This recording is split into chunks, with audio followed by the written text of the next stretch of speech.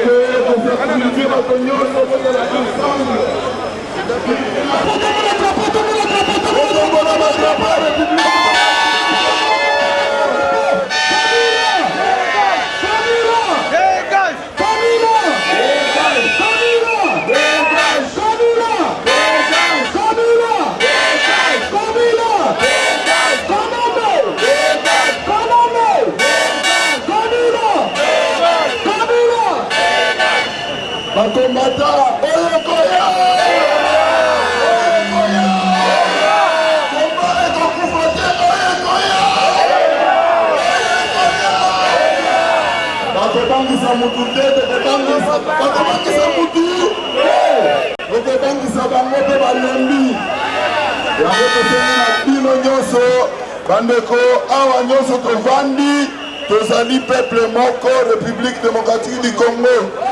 Ndenge totelemi biso nyonso, tozala uni. Et puis unification oyo eza ya libela. Mukongo, Muluba, Muswahili, Mungala, Mutumo. Alors tout ça kosenga na démocratie. Tozo kosepela bino nyonso ko se représenter na l'association na bino. Vous allez sous le drapeau de la République démocratique du Congo. Ingeta! Ingeta! Ingeta!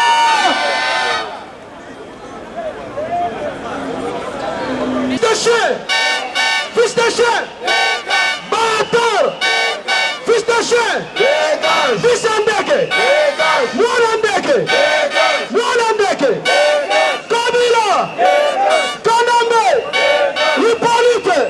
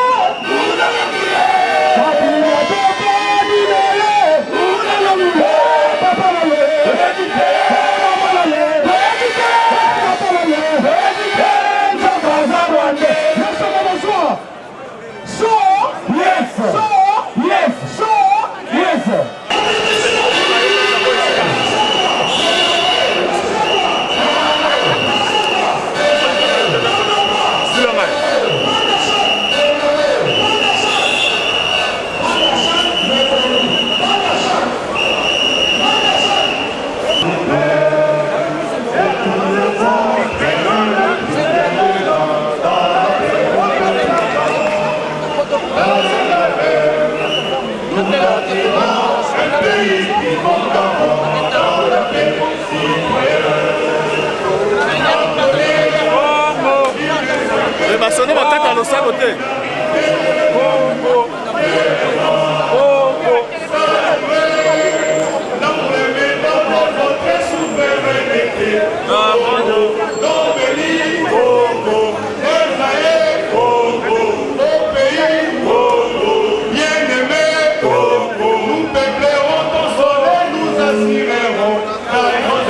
Protégeons-nous soleil.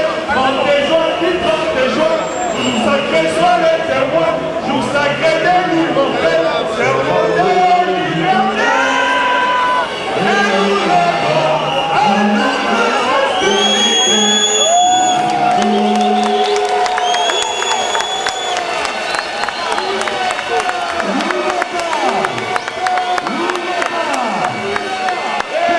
Le ministre de Silence.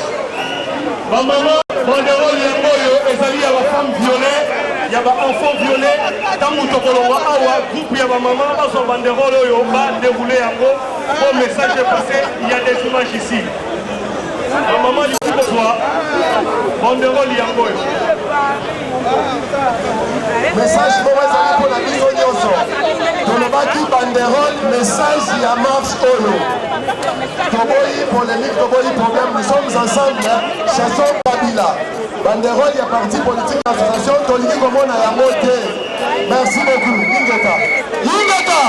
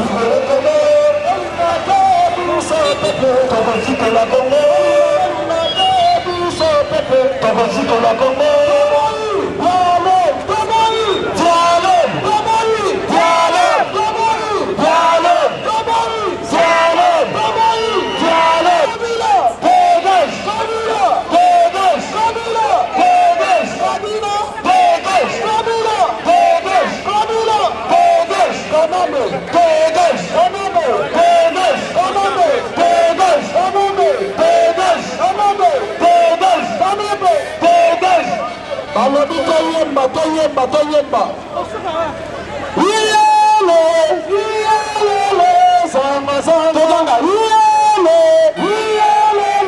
Sanga sanga, sanga sanga, zamba zamba, sanga haide, sanga samba, opona Congo, sanga na moto, sanga sanga,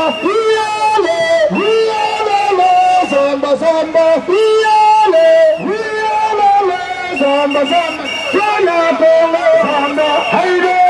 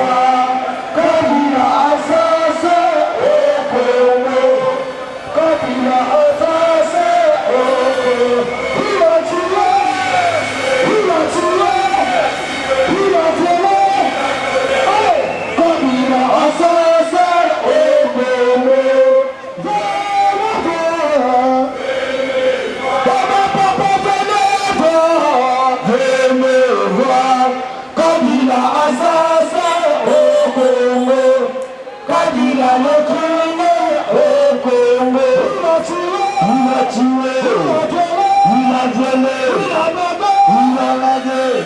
Kabila assassé au Congo.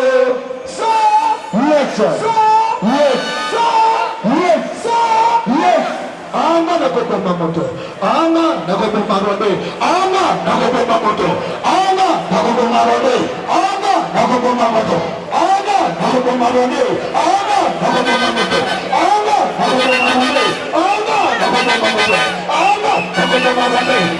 La cosa ni continue, ni continue. Solo continue. Alla fine non si voleva. Ana Congo, ma Congo, Ana Congo, ma Congo, Ana Congo, ma Congo, Ana Congo, ma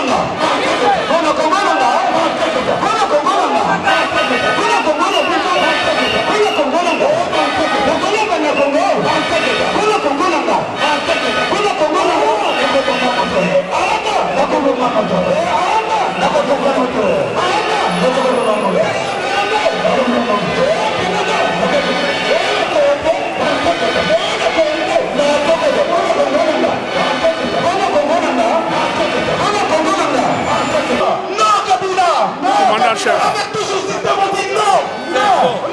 Amen.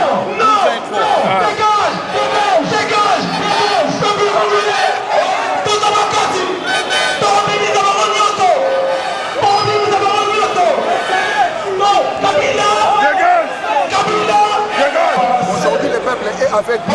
Les images sont là, il faut témoigner. Le peuple est vraiment dit alors Kabila doit les gagner immédiatement. Et j'apporte même d'abord un appel à tous les acteurs sociaux, politiques qui sont au Congo et nous rejoignent pour les débats immédiats.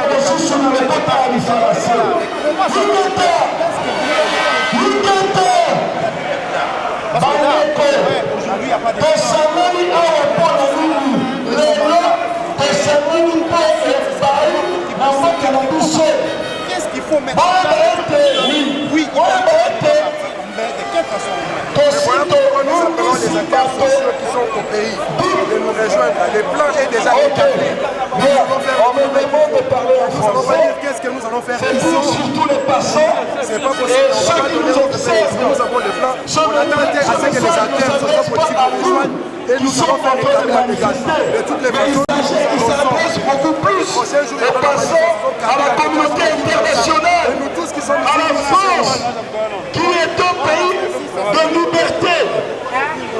Vous savez, notre pays a perdu plus de 10 millions de personnes. De notre peuple, voilà pourquoi nous avons décidé de prendre notre avenir en main, notre destin en main, et nous nous sommes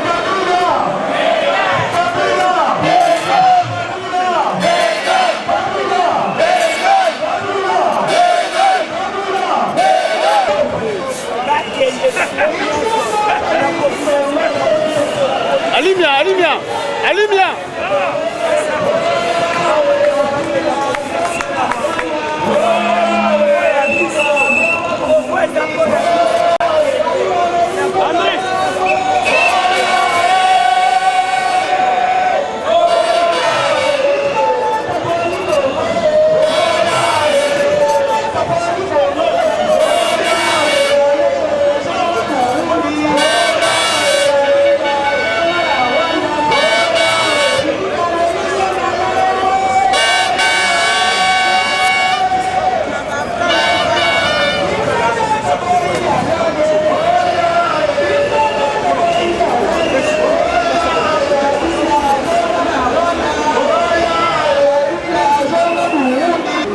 Président Paul Kagame, un président squelettique, donc sans impact, président criminel, qui a déclenché génocide il y a 1994 contre avion, il y a président Abiyarimana à Tiraki, il y a déclenché Makamouno Sénégaki, la grande lapiti et affecté le pays Nabiso. Le Congo est dirigé par Paul Kagame. Et puis, deuxième personnalité, actuel ministre Nabango, il y a défense, Oyo Azalaka, après avoir été notre chef d'état-major en 1998, le petit Wana Oyo Miss James Kabarebe, et puis Rouberwa. Hippolyte Kanambe azali 4e personne bisengimana bato mosusu bamona neti makanisa peut-être ke idée tout monde chef état-major mais ezali idée tumba te aza étiquette ezali bisengimana po azali na police ye moto akoma chef état-major adirigeaka nyonso retourna idée tumba soki ayebi clair ya badépôt ya bamunition place ezalaka ayebi yango te biso tozo se faire entendre pacifiquement awa na niveau ya diaspora bandeko na biso baza na terrain oyo tolakona contrat batravaille basala mosala bien bino peuple bozolanda biso na moment oyo donc boyeba ke ngonga ezobeta donc bientôt jour oyo bino boyoka masolo ebandi yotala nani aza mwana mboka nani aza mopaya po toyebani bilongi même aza utu oyebaki oyo aza utu aza kongole te toyebani azala tuti azala utu parce que lelo bakongole mosusu basacharna kaka na batuti bazobosanaka bautu mpe donc eza dangereux parce que Kagame asala bango deja cerveau bango nyonso bazotravaille pour l'intérêt moko mpona kodétruire Congo. Bon, normalement, G7 sont concernés vraiment résistance parce que ce sont les oiseaux de même plumage. Parce que G7 va contester contre l'occupation ou contre l'intérêt de mon personnel. J'en ai caché vos anakas. J'en ai caché vos anakas parce que qui a trahi trahira toujours. C'est ça le même message. Ils sont dans la carte de résistance. Ils doivent combattre le système Wana, l'imposteur doit aller la tête de Mboka Wana. Parce que ce n'est pas Kanambe qui dirige. Le vrai président du Congo, c'est Paul Kagame. Kanambe, c'est une étiquette. Biso, dans la carte de résistance. Ils doivent combattre le système. Namutu Wana, on va tirer la biso de Mboka Wana. Mais ce que tu as dit, Vital Caméra, après si Boké tu conseilles. Caméra, ce qu'on appelle ça Boké tu conseilles. Il faut y aller à nous. Je vous ai menti. À quoi ça n'a pas compris la ligne? Il y a un peu ça conseil, abandonner nos problèmes, ça va congolais. Babiloko ya ko saka pona Kanambe. A fait ça Boké tu conseil tant que qui est Kanambe. Tu vois bon, tout le monde est dit le 15 septembre voilà. Sur tout le monde message moroté. Tout le monde message moroté au Bangwa. Message moroté oyo. Message moroté bon ba lobby pour ne pas ce qui est intérêt il y a peuple l'opposition. Bon, message, normalement, l'opposition n'a considéré en côté. Les alliés, bateau, ça pour accompagner le système. Parce que l'occupation, ceux qui sont dans l'opposition, ils sont dans la raté. Ceux qui sont opposition, ils sont dans l'opposition, cela veut dire qu'ils sont dans la dictature. Mais biso, ils sont occupation. Donc, le message, là-bas, ils ont concerné la résistance. C'est ça les problèmes. On peut si le lobby n'est pas dans moi, Moka.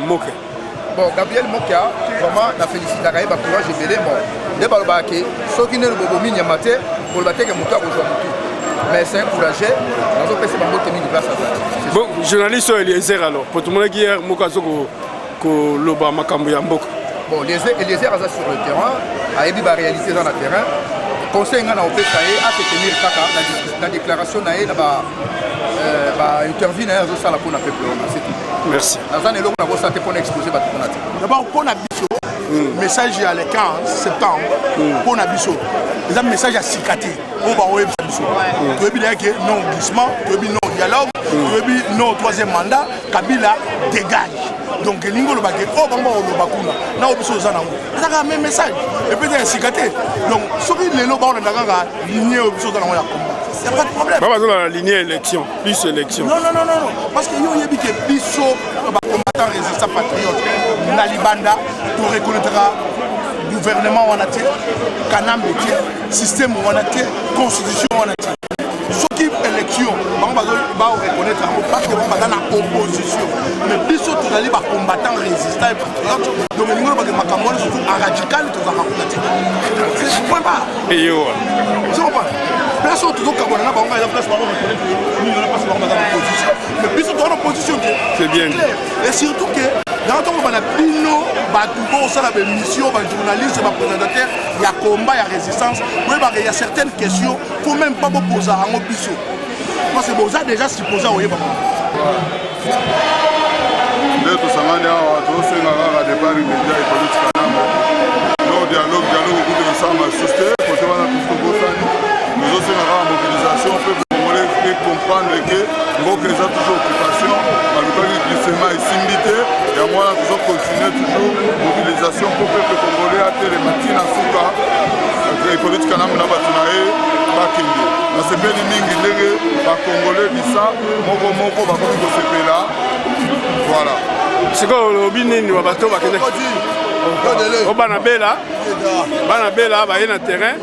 O bini ni pona ba o bakende na nini dialogue oyo bazolinga bazonga yo opesi bango conseil nini conseil ezala na mboka bundela mboka na bango basenga pardon na peuple basenga pardon na peuple eza erreur monumentale bon qu'est-ce que vous voulez qu'on fasse ce sont des Congolais comme nous qu'est-ce que tu veux on peut pas les chasser ni les tuer mozobangela te bato ya G7 wana nga na bangaka eloko te parce que nga na peuple congolais biso toza na peuple congolais tozwaka derrière la souffrance ya peuple congolais donc soki moto omoni ndenge kaka ndenge masolo esalamaki ti soki moto mosusu aye na je wana me tokwei na terrain na ya res kaza yango tomoni ete ye moto abaki gra pomba kolandaka bapolémike wana te wana ya mwana wana ya makambo ya kongo babetela yango tolo te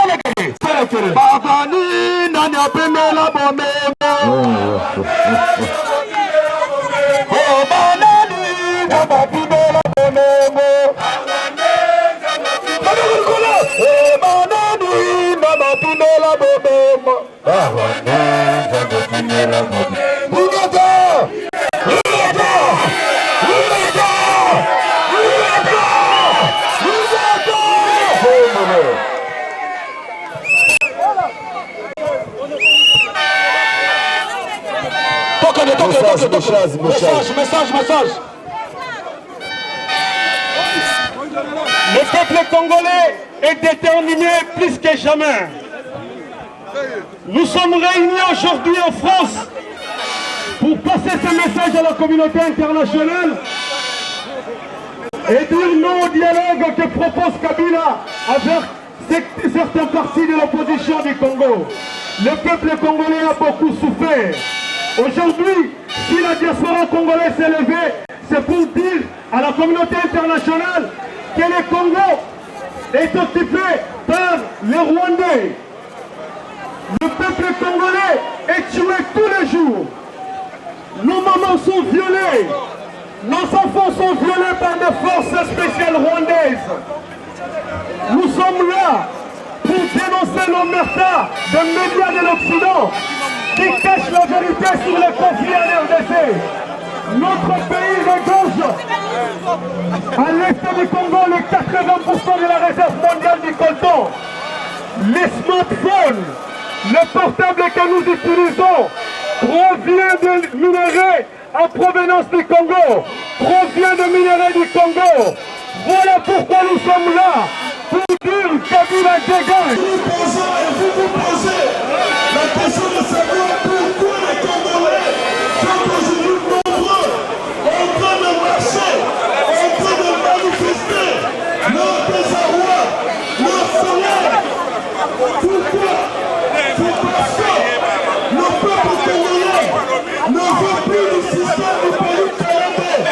Voilà pourquoi nous disons Kabila! Kabila! Dégage! Kabila! Dégage! Kabila! Dégage! En dehors de cela, le peuple congolais ne veut pas du dialogue. Non au dialogue! Non au dialogue! Non au dialogue! Non au dialogue! Le dialogue va favoriser le discours l'aboutissement du mandat présidentiel. Heureusement, manifester notre désarroi, notre désapprobation vis-à-vis du pouvoir, un pouvoir criminel qui s'est incrusté dans notre pays pendant plus de 14 ans. Aujourd'hui, le peuple congolais s'est levé ou se lève comme un seul homme pour dire non au dialogue, non au glissement du mandat présidentiel, au découpage territorial. Le Congo restera un et uni. Le Congo restera un et indivisible. Le Congo restera un et indivisible. Nous ne pouvons pas accepter qu'il y ait dialogue, parce qu'à travers ce dialogue, qu'un veut se pérenniser au pouvoir. Le Congo a perdu plus de 10 millions de personnes. Nous avons perdu plus de 10 millions de nos compatriotes. Et aujourd'hui, nous disons enough is enough.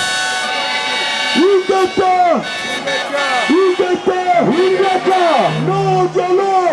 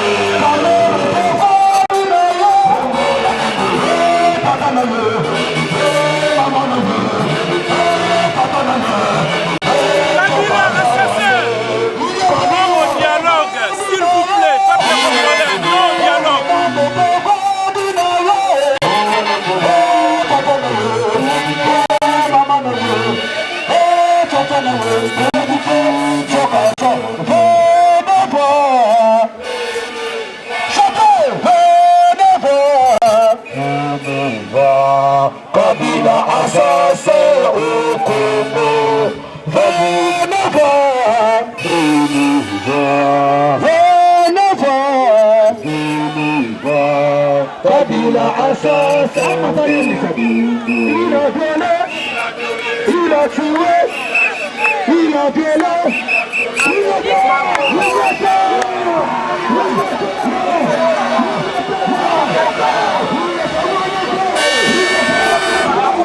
Chibango, où est le temps?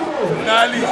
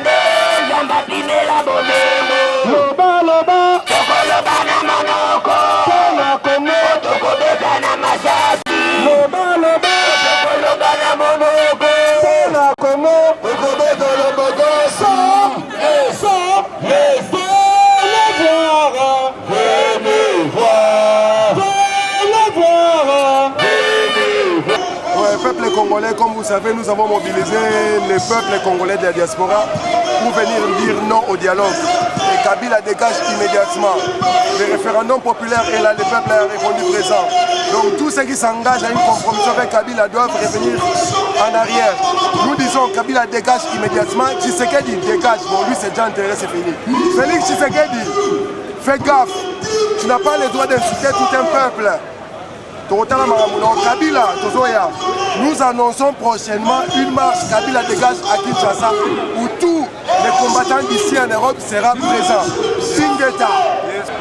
Ngai na kokumisa lokumu na ngai na kozongisa yango baka epai ya mboluzi na biso bayindo fundimbango lya ntongo noa oyo ayaka bakangi ye banyokoli ye pendant 31 ans baboma azonga bakanga azonga me biso bakongo tokosana ye towangana ye atondi nzambe na ye totondi na ndenge afungoli peple na ye bana na ye miso boye parceke likambo tobanda koloba yango mbula na mbula mboka na biso ezali okipe bazwi mboka na biso bazali koextermine biso na complicité ya bandeko na biso batata kaka oyo ya biso mpona bango na bafamille na bango na baclan base retrouve me peuple aza kosufrir aza kosila babengaki biso bato ya maboma bakalifie biso bango batribaliste parce que tolingi nzela wana te totelemaka toyebi pourkui totelemaka na londres tala esika tokomi toza kokende na bango ntina suka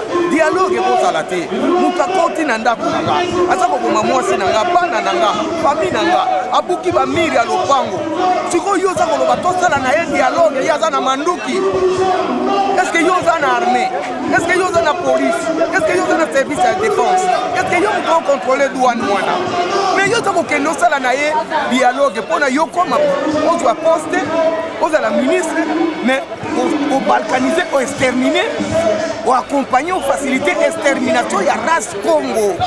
Est-ce que oyebi valeur ya Congo bino boyebi valeur ya mabele ya Congo oyo kimbango ayaki anyokwami pendant 31 ans bowangana ye parce que boza komona boza kobelelaka banzambe bakombo oyo bapaya bamemelaka bino na ntango wana ya bakolonisation tala esika tosuki lelo biso bana ya bilaka ya kimbangu ya tungulwa tolobaka na bino qui vivra verra mabele ya Congo ya nzambe wana ya Congo ya bakoko na biso ekokendeke te lobi yo lingo dirige Congo oza nano na Satan oza na loge ya baframason oza na bakiste ya bafetichere oza kokende koluka bamagie mpona yo ozwa poste mais est ce que yo okomi kokumisa ndoki ntango nini yo kozwa mpo osalela peuple ya nzambe mona ya nzambe okanisi Kongo ya sika lobi biso bana bilaka tokotunga yango na bino bato bokende kumisaka zabulu butu moi mpona bolekisaka bafamille na bapeuple mbeka non. Nakumisi Nzambe ya Congo, Nzambe ya Pungu, Zakonga, Akongo Mongali, Bidi Mukulu, na ndenge atelemisi peuple na yebana na ye parce que tango ifueni. Tango ifueni comme si nous contre le mur, maintenant on prend les choses en main.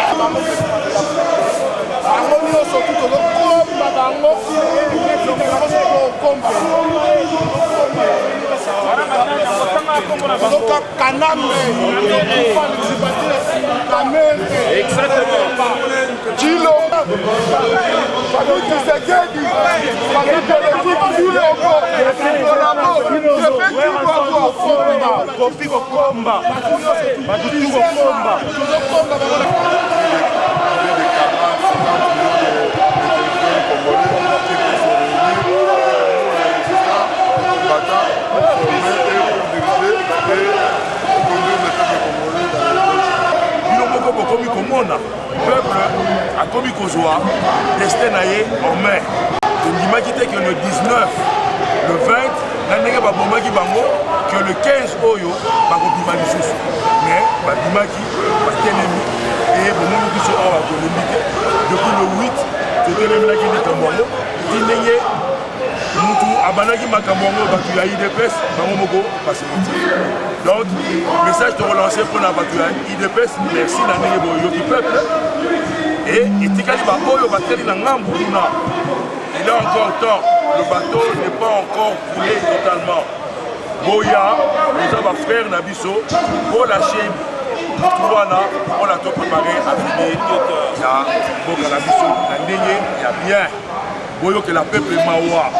Il est temps de compliquer la vie. Voilà. Et à ce qui voyait, vous allez bienvenus.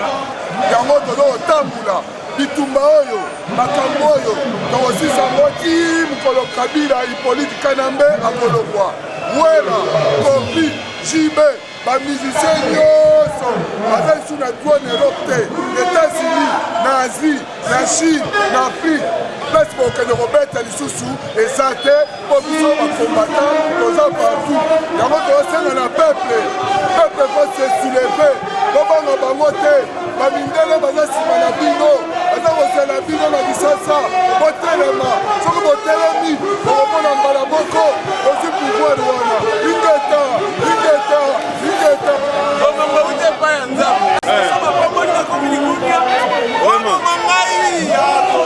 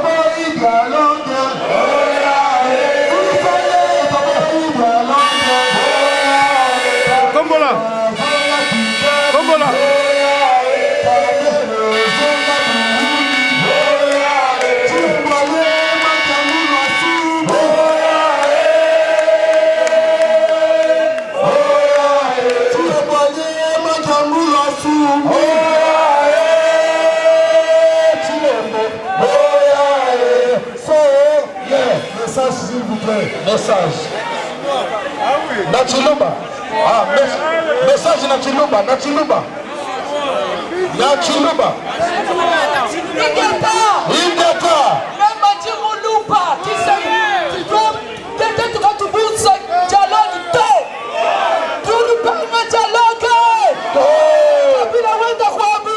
Wenda kwabu. Kisaketi tukokomana deja kukufa. Wenda. Kabila ida kwandu. Batu basi benda kwabu. Tuamboi dialogue. Ingeta. Tunakatala dialogue. Tunakatala dialogue. Akotosa wetika sirisa kuluba. Kama dialogue, tunakatala dialogue. Atukupende dialogue. Tunakatala dialogue. Kabila kenda kwabu katubuni sato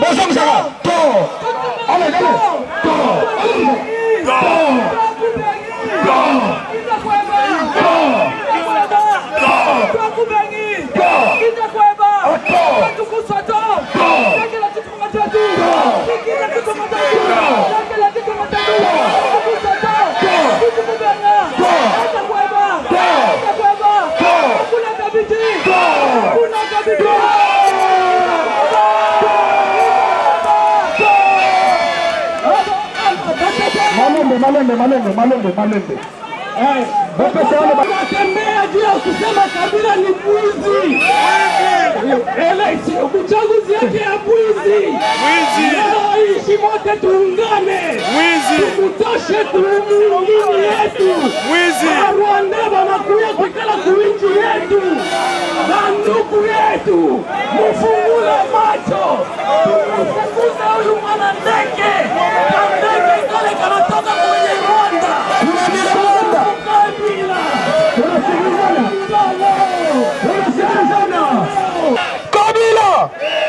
Kabila yoka kunatoleka na kitiatela mnoga mende parce que Hippolyte Kanambe, le président usurpateur, criminel, imposteur, veut s'éterniser au pouvoir. Voilà pourquoi nous disons non au dialogue. Non au dialogue. Non au dialogue. Non au dialogue. Non au dialogue. Non au dialogue. Non au dialogue. Non au dialogue. Non au dialogue. Non au dialogue.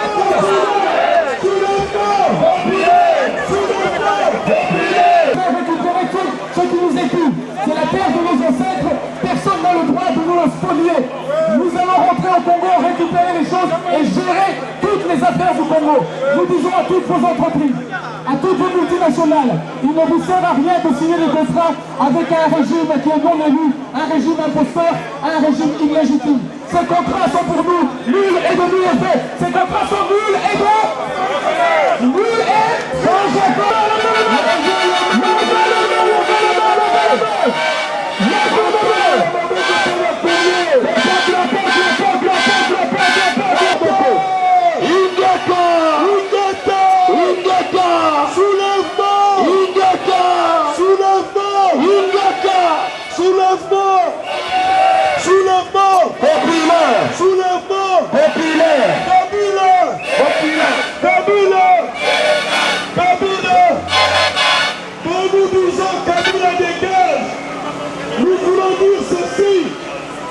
Kabila dégage signifie une police et tout son système.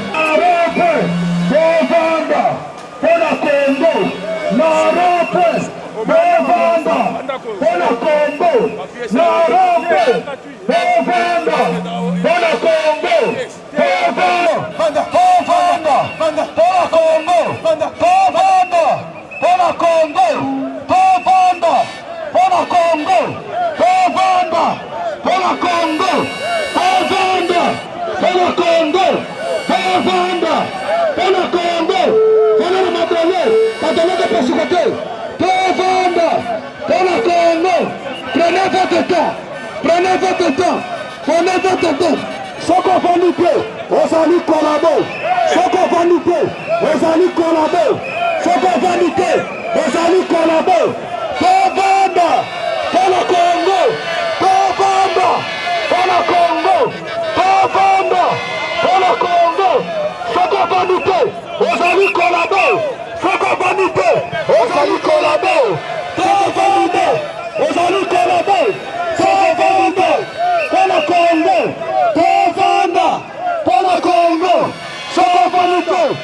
ozali kolabo tovanda ozali kolabo tovanda mpona Congo tovanda mpona Congo soki ovandi te ozali kolabo tovanda mpona Congo tovanda mpona Congo soki ovandi te ozali kolabo tovanda mpona Congo tovanda babana bovanda tokende te tokolala tokende te tokolala bomema biso na Kongo yoka sango tokende te tokolala tokende te tokolala bomema biso na Kongo yoka sango.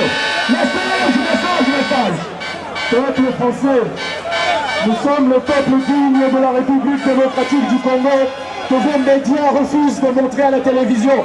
Mais voyez-vous, nous ne sommes pas invisibles aujourd'hui, vous le savez. Peuple français, peuple de la communauté internationale qui remplissait cette capitale du monde qu'est Paris. Nous sommes le peuple congolais, un peuple martyrisé. Nous avons plus de 8 millions de morts dans un génocide que vous avez pu tous voir à la une de TF1. Vous avez pu voir nos mamans violées, nos enfants violés, nos bébés massacrés et violés, nos chefs du village massacrés et violés. Vous avez pu voir ça en ouverture de TF1, du 20h de France 2 et du 19h30 de France 3 parce que vous vivez dans un état de droit. Vous savez aujourd'hui que vos dirigeants sont en fait des dirigeants fascistes qui cachent la vérité au peuple. On viole plus de 3 millions de femmes au Congo pour le coltan que vous avez tous dans vos poches. Vous avez tous un smartphone, vous avez tous des ordinateurs, vous avez tous des télévisions HD et même dans l'aéronautique. On ne sait rien faire aujourd'hui sur le coltan. Plus de 80% de ce minerai précieux se trouve en République démocratique du Congo. Nous ne voulons pas que nos mamans meurent pour que vous ayez des smartphones, mais nous ne vous interdisons pas d'avoir des smartphones. Pourquoi? Parce que nous vous demandons simplement de l'acheter honnêtement vis-à-vis de notre gouvernement que nous représentons, nous le peuple ici. Nous ne voulons pas que vous versiez cet argent à un usurpateur rwandais Tutsi du nom de Joseph Kabila qui a déjà plus de 20 milliards de dollars alors que notre peuple mort de faim n'est pas soigné, nos enfants ne peuvent pas aller à l'école. Quelle est cette dignité? Et vous vous étonnez qu'il y ait une immigration? Nous avons un pays plus riche, beaucoup plus riche que le vôtre. Nous n'avons rien à faire ici. Nous voulons bien venir ici pour passer des vacances. Mais nous avons un pays riche que nous devons développer. Et nous vous attendons pour nous aider à développer ce pays. Mais pour ça, il faut que vos dirigeants deviennent enfin sages et acceptent que nous sommes au XXe siècle, au XXIe siècle, et que le Congo est un peuple libre et indépendant. Le Congo est libre, le Congo! Le Congo! Le Congo! Le Congo! Le Congo! Aujourd'hui, nous sommes le peuple libre et béni de la République démocratique du Congo. Nous sommes bénis par nos ancêtres qui nous ont laissé le pays le plus riche du monde. Excusez-nous de vous le dire sans humilité, parce que nous sommes morts 2 fois pour cela. D'abord avec Léopold II, qui nous a génocidés à plus de 10 millions de Congolais. Et ce Léopold II s'est enfui par les portes de la mort sans rendre justice. Mais Paul Kagame, Museveni et Kabila ne partiront pas sans rendre justice. Aujourd'hui, nous disons que Kabila doit dégager, déguerpir au plus vite de notre pays. Ce monsieur est d'abord illégal, il est illégitime parce qu'il n'est pas congolais. Vous accepteriez-vous d'avoir ici un président islandais qui n'est même pas naturalisé français? Non. Eh bien nous avons un usurpateur, un Tutsi rwandais qui vient piller notre pays et qui s'installe.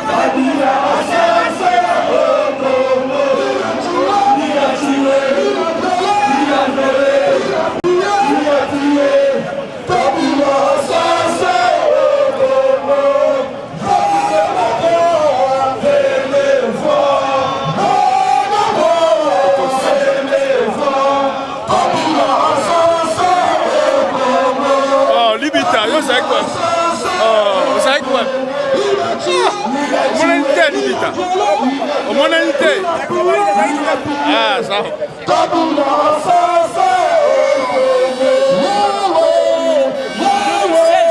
Plus jamais Kabila, Kanambe, plus jamais en 2016 au Congo congolais.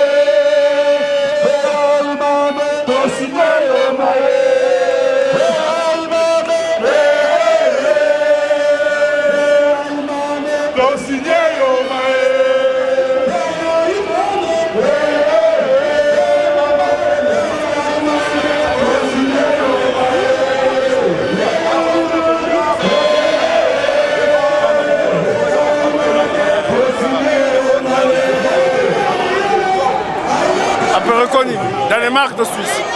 Voilà, par quoi? Suisse. Europe. Europe. Ouais, Danemark. Danemark et Europe.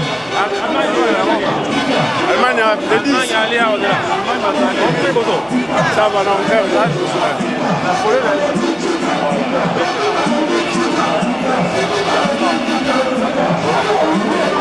sécurité, sécurité. On va qui coque.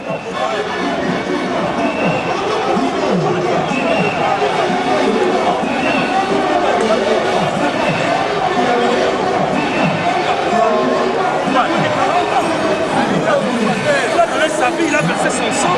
On a amené voilà. Ils sont comme il a 83 ans. On lui a coupé on a eu un petit on coupe on a quitté.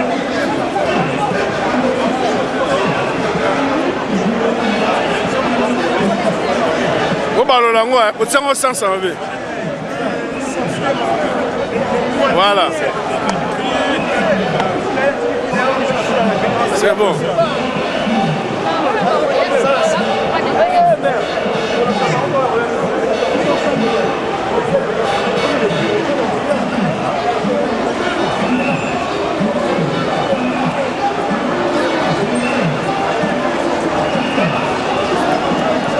Ça béton. Olobini. Ouais. Ah. Il faut passer la chance à régner avant de 3 ans, 4 ans à Congo. Et là, on est là, on est là, on est là.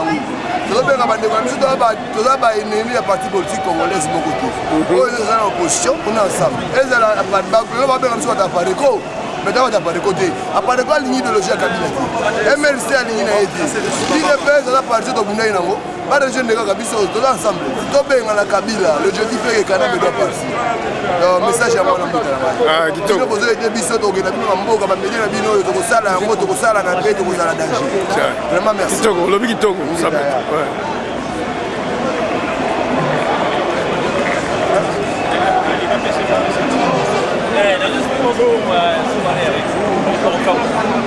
dans la future, voilà.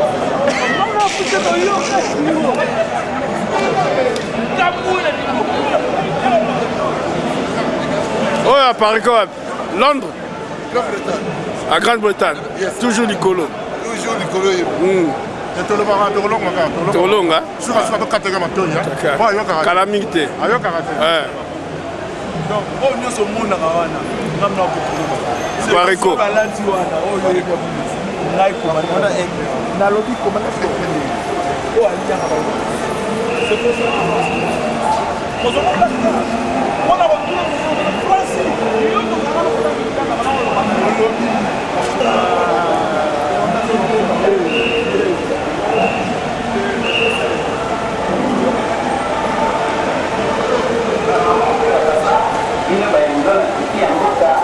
Bienvenue sur la radio-télévision Bendele, votre radio de la résistance congolaise, rien que la résistance.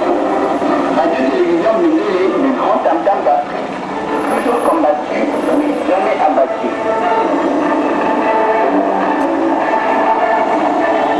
Sa maman pour la papa, Bino Baïbozo, la petite Amboka, bienvenue sur la radio-télévision Bendele, votre radio de la résistance congolaise, toujours combattu, mais jamais abattu.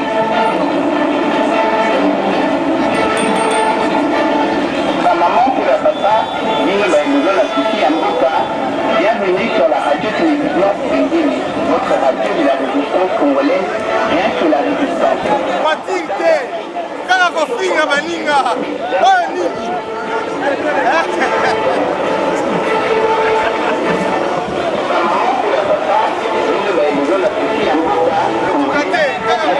Keba asima. Radio-télévision Bendele, le grand tam-tam d'Afrique, toujours combattu, mais jamais abattu.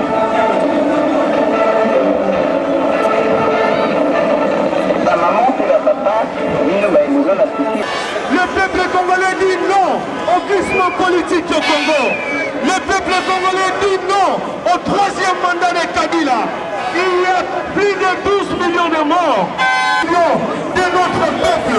Les Rwandais ont tué, ils viennent violer nos mamans, ils continuent de violer nos enfants. Ils siègent.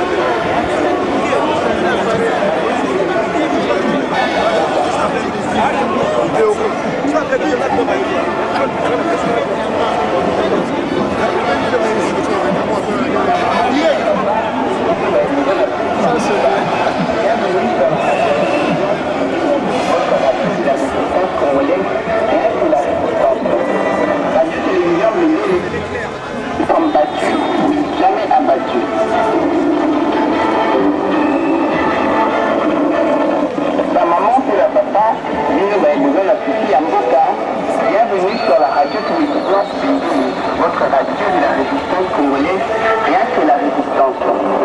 Radio télévision Bindili, le grand tam-tam d'Afrique, toujours combattu, jamais abattu.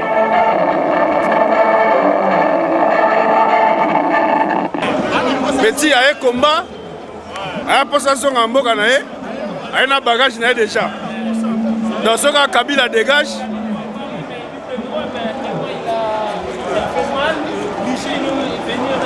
Ce cas, Kabila Kei, petit un bagage na ye déjà billet ça. Ah, il est bien. On va diriger Congo. Oui, il est riche. Oui, oui. Il est riche congolais. Ouais, ouais. Ça va? Kabila Isbar. Ouais. Oui, il est bien. Ça va, c'est bien. Merci beaucoup. National qui a pas souffert. Et vous voyez, aujourd'hui, il y a aucun souffert. Ça se passe comme ça tous les jours. Dictateur politique, arrêtez de supporter les dictateurs dans nos pays. Voilà ce que vous faites chez vous, avoir des iPads, avoir des téléphones, avoir des ordinateurs. Voilà ce que vous faites chez nous. Tout ça c'est pour le comptable, pour qu'on fabrique tous les téléphones que vous avez dans vos poches, dans vos sacs. Nous avons également pleuré pour le petit Kairal. Aujourd'hui, vous accueillez les Syriens qui souffrent.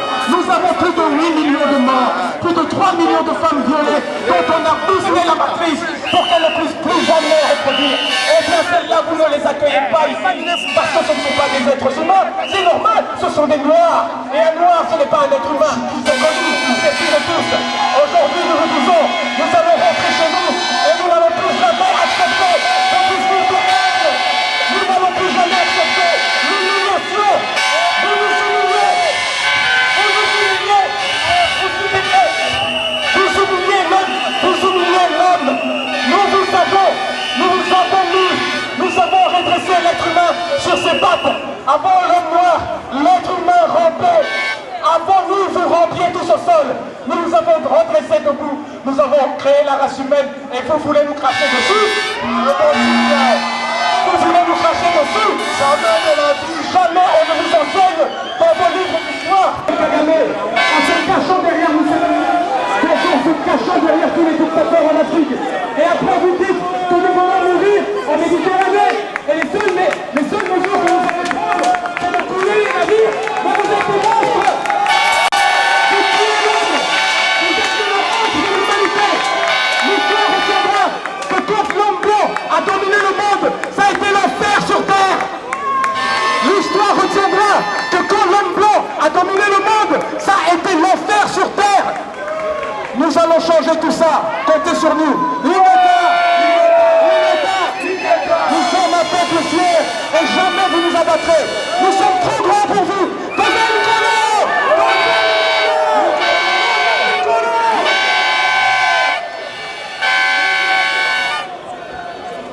Totalisé plus de 12 millions de morts, 5 millions de cas de viol enregistrés sur hommes, femmes, enfants, jeunes et vieux. Aujourd'hui, le peuple congolais se prend en charge et décide de porter l'ennemi hors du territoire congolais. Nous appelons la communauté internationale d'accompagner le peuple congolais à pouvoir mettre hors d'état de nuire C'est un conglomérat de combinards qui passe son temps à décimer le peuple congolais. Peuple français, faites circuler ce message à vos dirigeants, à vos entreprises, à vos amis. Nous voulons le départ immédiat de Kabila car il est parmi les responsables de 12 millions de morts. Nous ne remettons pas en question la Shoah, mais la Shoah a eu plus de 6 millions de morts. Aujourd'hui au Congo, nous avons plus de 12 millions de morts. Léopold II en a fait plus de 15 millions entre 1895 et 1908. Aujourd'hui, nous demandons que la justice soit faite. Lingeta! Lingeta! Lingeta!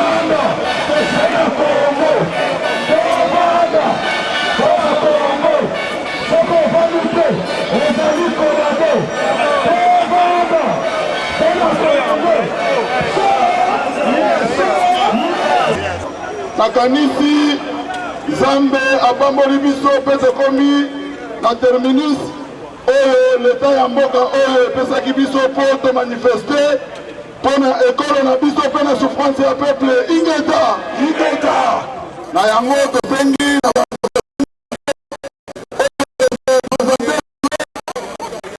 mingi na mosala oyo tosali biso nyonso ensemble ingeta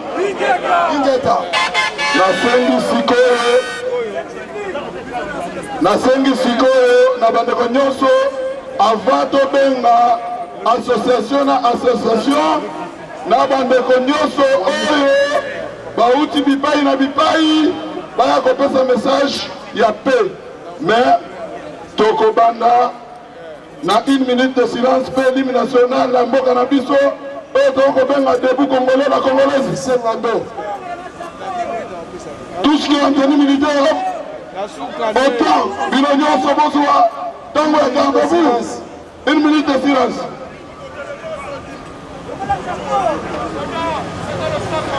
Mbola Bendele.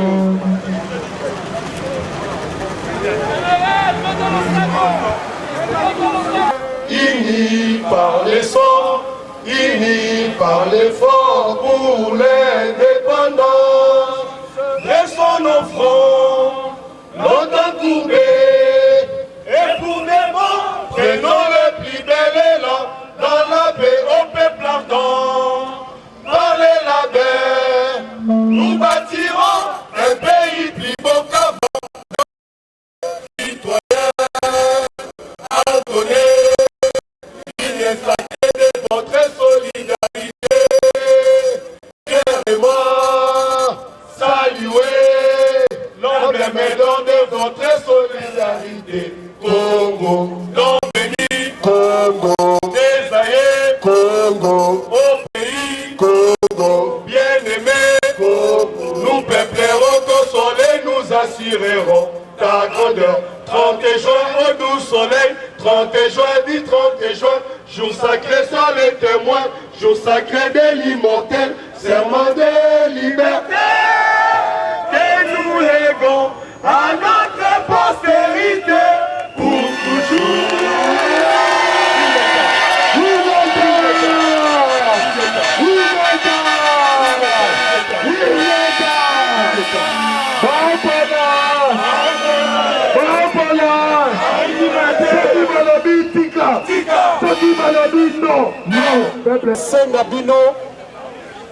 bolingo oyo bolakisi na détermination oyo bolakisi mpona mboka na biso Congo ezala mpona libela.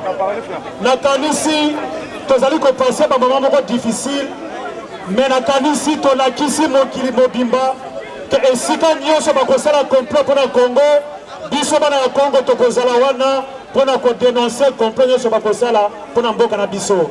Yango biso délégation allemande tolobi lisusu longonya na bato nyonso bauti mboka nyonso tosepeli ndenge tokutani awa. Communiqué na biso ya monene ezali le 10 mois octobre oyo tozali na réunion monene ya diaspora nakanisi ingete mingi te sale eza réservé jusque na Tongo. ezali bien poto kuna mabele soki tokuni mabele te kuta kuna mabele azali te nde moye soki biso nyonso ndenge tokutani awa napesi na bamama na bapapa na bana nyonso longonya na mosala nyonso tozali kosala mpona kobunda mabele ndenge tozali awa tozali kobundela makambo mabele toza kobundela meme ni parti politiki moko te toza kobundela ni parti politiki moko te toza kobundela makambo ya mabele parce que totondi awa mpona parti politique te totondi awa mpona mabele yango wana tokobunda mabele tina suka oyo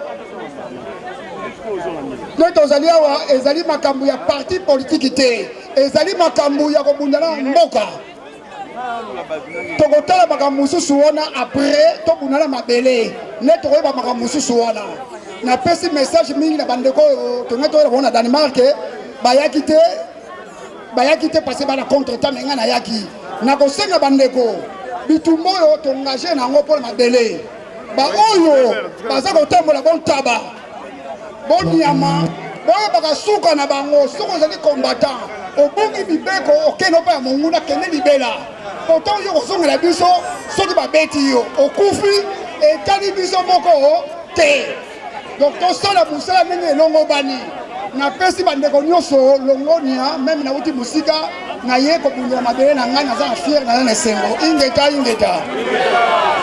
tambe ya peuple papa mboka ezali ya biso opesaki biso ekomi ngonga na yo osokiti tokobanga eloko moko te biso nyonso lokola bakongolais tosimbami lokola moto moko objectif na biso mboka na biso tata olongela biso lokola tosimbami lokola moto moko teke peuple congolais zambe okosala oyoki kolela mpe mpasi bana no okosala yango wana banda lelo na kati ya komba oyo ndenge tosangani na bomoko tosali équipe nationale mpo mboka na biso ekangolama zabo